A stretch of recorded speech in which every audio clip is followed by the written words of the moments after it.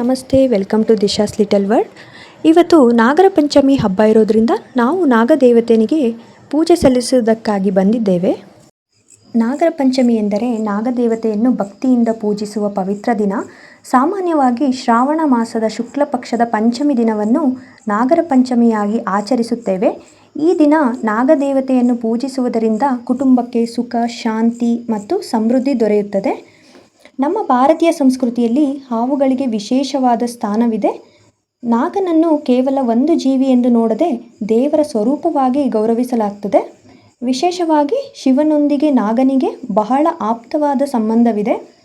ಪರಮಶಿವನ ಕಂಠದಲ್ಲಿ ವಾಸಿಸುವ ನಾಗನನ್ನು ನಾವು ನೋಡಬಹುದು.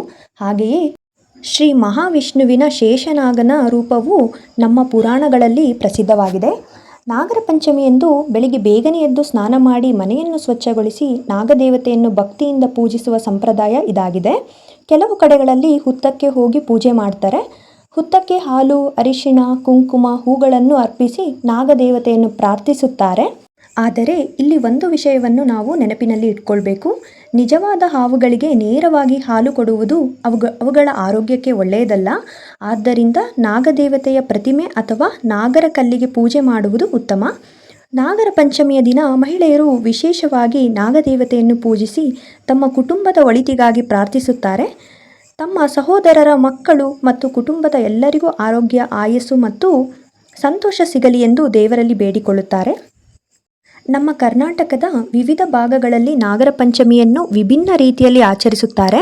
ಕೆಲವು ಮನೆಗಳಲ್ಲಿ ನಾಗರ ಕಲ್ಲಿಗೆ ಪೂಜೆ ಮಾಡ್ತಾರೆ. ಇನ್ನು ಕೆಲವು ಕಡೆಗಳಲ್ಲಿ ಮನೆಯಲ್ಲಿಯೇ ನಾಗದೇವತೆಯ ಚಿತ್ರ ಅಥವಾ ಮೂರ್ತಿಯನ್ನು ಇಟ್ಟು ಪೂಜೆ ಮಾಡ್ತಾರೆ. ಅರಿಶಿಣದಿಂದ ನಾಗದೇವತೆಯ ಆಕೃತಿಯನ್ನು ಬಿಡಿಸುವ ಸಂಪ್ರದಾಯವೂ ಕೆಲವು ಕಡೆಯಲ್ಲಿ ಇದೆ. ಈ ದಿನ ನಾಗದೇವತೆಗೆ ಹೂವು, ಅರಿಶಿಣ, ಕುಂಕುಮ ಮತ್ತು ನೈವೇದ್ಯವನ್ನು ಅರ್ಪಿಸಲಾಗ್ತದೆ. ನಾಗರ ಪಂಚಮಿಯಂದು ವಿಶೇಷವಾದ ತಿಂಡಿಗಳನ್ನು ಮಾಡುವ ಸಂಪ್ರದಾಯವೂ ಇದೆ. ನಮ್ಮ ಕರ್ನಾಟಕದಲ್ಲಿ ಹಲವಾರು ಮನೆಗಳಲ್ಲಿ ತಂಬಿಟ್ಟು, ಕಡುಬು, ಹೋಳಿಗೆ, ವಿವಿಧ ರೀತಿಯ ಸಿಹಿ ತಿಂಡಿಗಳು ಮತ್ತು ನೈವೇದ್ಯಗಳನ್ನು ತಯಾರಿಸುತ್ತಾರೆ. ಪ್ರದೇಶಕ್ಕೆ ಮತ್ತು ಕುಟುಂಬದ ಸಂಪ್ರದಾಯಕ್ಕೆ ಅನುಗುಣವಾಗಿ ಆಚರಣೆಗಳು ಬದಲಾಗಬಹುದು. ಆದರೆ ಎಲ್ಲದರ ಹಿಂದೆಯೂ ಮುಖ್ಯ ಉದ್ದೇಶ ದೇವರನ್ನು ಭಕ್ತಿಯಿಂದ ಸ್ಮರಿಸುವುದು ಮತ್ತು ಪ್ರಕೃತಿಯಲ್ಲಿರುವ ಪ್ರತಿಯೊಂದು ಜೀವಿಯನ್ನು ಗೌರವಿಸುವುದು. ನಾಗರ ಪಂಚಮಿ ಕೇವಲ ಒಂದು ಹಬ್ಬವಲ್ಲ, ಇದು ನಮಗೆ ಪ್ರಕೃತಿ ಮತ್ತು ಜೀವಜಾಲವನ್ನು ಗೌರವಿಸಬೇಕು ಎಂಬ ಸುಂದರವಾದ ಸಂದೇಶವನ್ನು ನೀಡುತ್ತದೆ.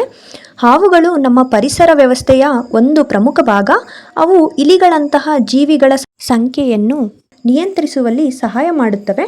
ಆದ್ದರಿಂದ ಅವುಗಳನ್ನು ಕಂಡಾಗ ಭಯದಿಂದ ಕೊಲ್ಲುವುದಕ್ಕಿಂತ ಸುರಕ್ಷಿತವಾಗಿ ಅವುಗಳನ್ನು ದೂರವಿಡುವುದು ಮತ್ತು ಅಗತ್ಯವಿದ್ದರೆ ಪರಿಣಿತರ ಸಹಾಯ ಪಡೆಯುವುದು ಉತ್ತಮ.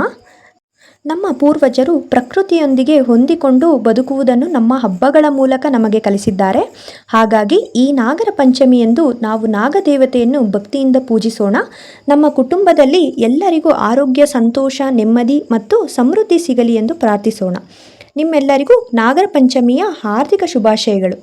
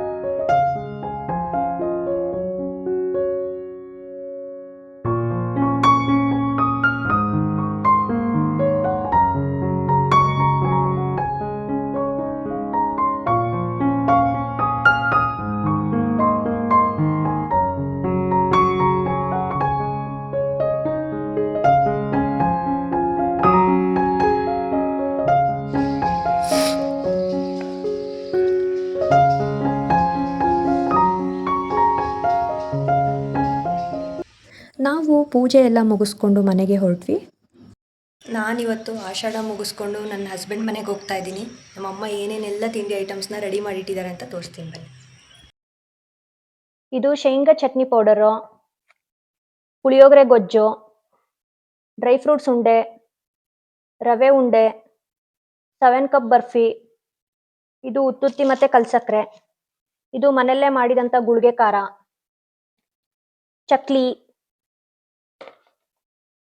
ಇದು ಜೋಳದ ಹಿಟ್ಟು, ರಾಗಿ ಹಿಟ್ಟು, ಇದು ನಮ್ಮ ಗಿಡದಲ್ಲಿ ಬೆಳೆದಿದ್ದಂಥ ಕರ್ಬೇವಿನ ಸೊಪ್ಪು ಮತ್ತೆ ನಿಂಬೆ ಹಣ್ಣು. ಇದು ಹಾಲಿಗೆ ಹಾಕೊಂಡು ಕುಡಿಯಕ್ಕೆ ಪ್ರೋಟೀನ್ ಪೌಡ್ರು, ಅಂದ್ರೆ ಡ್ರೈ ಫ್ರೂಟ್ಸ್ನೆಲ್ಲ ಪೌಡ್ರು ಮಾಡಿರೋದು. ಇದು ಖಾರ ಶಂಕರಪೋಳಿ, ಇದು ಮಾವಿನ ಹಣ್ಣಿನ ಉಪ್ಪಿನಕಾಯಿ, ಮಾವಿನಕಾಯ್ದು, ಇದು ಕರಿಬೇವಿನ ಚಟ್ನಿ ಪೌಡರ್. ಇಷ್ಟೆಲ್ಲ ನಮ್ಮಮ್ಮ ರೆಡಿ ಮಾಡಿದ್ದಾರೆ. ನಿಜವಾಗ್ಲೂ ಅಮ್ಮಂದ್ರ ಪ್ರೀತಿಗೆ ಒಂದು ಹ್ಯಾಟ್ಸ್ ಆಫ್. ನಾವು ಹಬ್ಬನ ಮುಗಿಸ್ಕೊಂಡು ಶಿವಮೊಗ್ಗದಿಂದ ಹೊರಟು ಸಂಜೆ ಬೆಂಗಳೂರಿಗೆ ರೀಚ್ ಆಗಿದ್ವಿ. ಇದಾಗಿತ್ತು ನನ್ನ ಇವತ್ತಿನ ವ್ಲಾಗ್. ಈ ವಿಡಿಯೋ ಇಷ್ಟ ಆದರೆ ಲೈಕ್ ಮಾಡಿ, ಹಾಗೆ ನನ್ನ ಚಾನಲ್ನ ಸಬ್ಸ್ಕ್ರೈಬ್ ಮಾಡ್ಕೊಳ್ಳೋದನ್ನ ಮರಿಬೇಡಿ. Thanks for watching.